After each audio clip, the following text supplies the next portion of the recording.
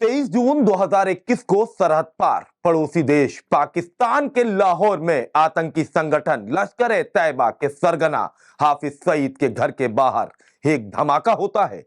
बताया जाता है कि यह धमाका हाफिज सईद को ही निशाना बनाकर किया गया था।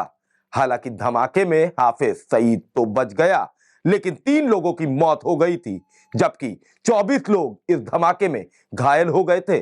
कहा जाता है कि यह हमला किसी एजेंसी की तरफ से नहीं, बल्कि उस वक्त लखनऊ के सबसे बड़े डॉन कहे जाने वाले एक ऐसे आपराधिक किरदार ने कराया था, जिसका 80 के दशक में अपराध जगत में सिक्का चलता था, जिसका नाम सुनते ही व्यापारी, कारोबारी और उद्योगपति कांप उठते थे।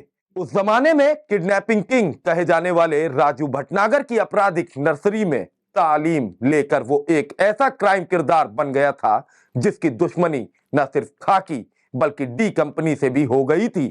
पाकिस्तान में बैठे बड़े बड़े आतंकी आका उसके नाम से घबराने लगे थे। वो आज भी जेल में बैठकर अपने आपराधिक साम्राज्य को चला रहा है। नमस्कार, स्वागत है आप सभी का। मैं हूं आपके साथ अबू तलहा और आप देख रहे हैं हमारा खास शो गैंगस्टर। गैंगस्टर के पिछले एपिसोड में हमने आपको बताया था उत्तर प्रदेश के पहले गैंगस्टर के बारे में, जिसका नाम तो था राजू भटनागर, लेकिन दुनिया उसे किडनैपिंग किंग कहती थी। पिछले एपिसोड में हमने आपसे वादा किया था कि अगले सप्ताह हम आपको राजू भटनागर के सबसे बड़े शागिर्द की कहानी बताएंगे। वो शागिर्द जिसने न सिर्फ राजू भटनागर के आपराधिक साम्राज्य को बाद में संभाला, बल्कि गैंग का विस्तार करते करते सरहद पार पाकिस्तान में भी खौफ का पर्याय बन गया।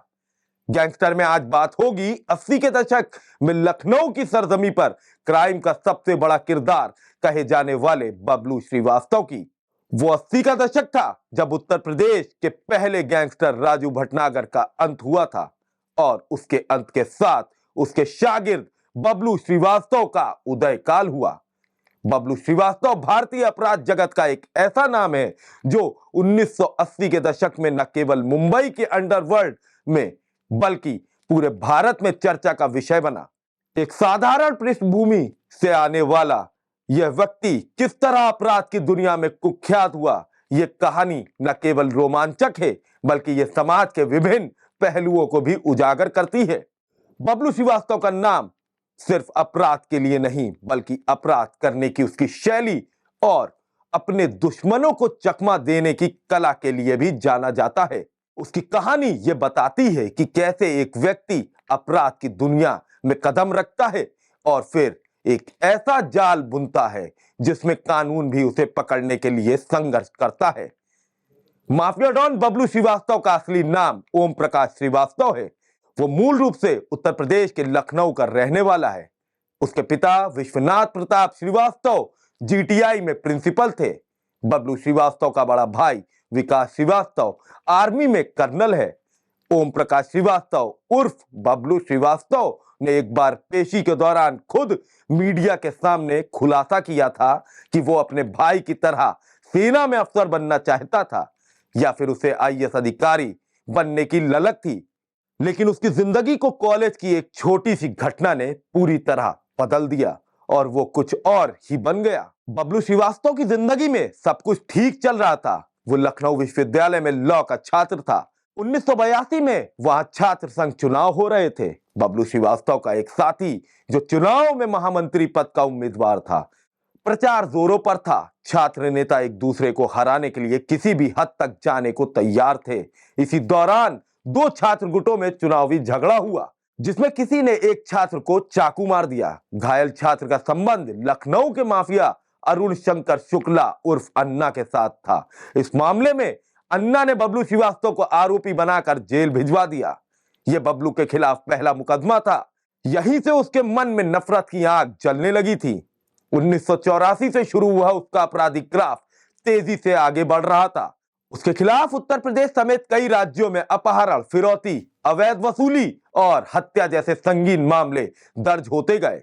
1989 में वो पुलिस से बचने के लिए चंद्रस्वामी से मिला, लेकिन उसके साथ बबलू की ज्यादा नहीं बनी। बबलू वहां से नेपाल चला गया और कुछ साल वहां रहने के बाद वो 1992 में दुबई जा पहुंचा, जहां नेपाल के माफिया डॉन और राजनेता मिर्जा दिलशाद बेग ने उसकी मुलाकात अंडरवर्ल्ड डॉन दाऊद इब्राहिम से कराई। सिर पर दाऊद का हाथ आ जाने से बबलू श्रीवास्तव की ताकत बढ़ती जा रही थी। उसकी पहचान भारत से बाहर भी होने लगी थी। अब वो तस्करी के मामले में भी हाथ आजमा रहा था। सब कुछ ठीक चल रहा था, लेकिन 1993 में अचानक मुंबई एक साथ कई धमाकों से दहल गई।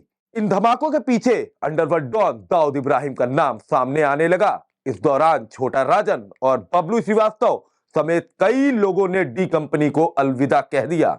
कभी दाऊद के लिए जान देने का मादा रखने वाले छोटा राजन और बबलू श्रीवास्तव अब उसके दुश्मन बन गए थे। 1995 में mafia don Bablu Srivastava Mauritius में पकड़ा गया। उसके बाद उसे भारत लाया गया। यहां उसके खिलाफ करीब 60 मामले चल रहे थे, जिसमें से अब केवल 4 मामले लंबित हैं। कई मामलों में उसे सजा सुनाई जा चुकी है। इस दौरान कई बार ऐसे मामलों का खुलासा हुआ जिसमें बबलू की जान लेने की साजिश रची गई थी। इन सभी मामलों के पीछे अक्सर डी कंपनी का नाम आया। एक बार पुलिस ने खुलासा किया था कि बबलू की हत्या के लिए बड़ी सुपारी दी गई थी, लेकिन वो बच गया। उसे कड़ी सुरक्षा के बीच रखा गया है। पेशी के लिए बाहर जाने के वक्त उसे बुलेट प्रूफ जैकेट और हेलमेट पहनाकर ले जाया जाता है। अब बबलू श्रीवास्तव जेल में ही खुद को सुरक्षित मानता है। कानूनी जानकारों का मानना है कि उसे पैरोल पर रिहाई मिल सकती है, मगर बबलू ने कभी कोर्ट में पैरोल के लिए पैरवी नहीं की।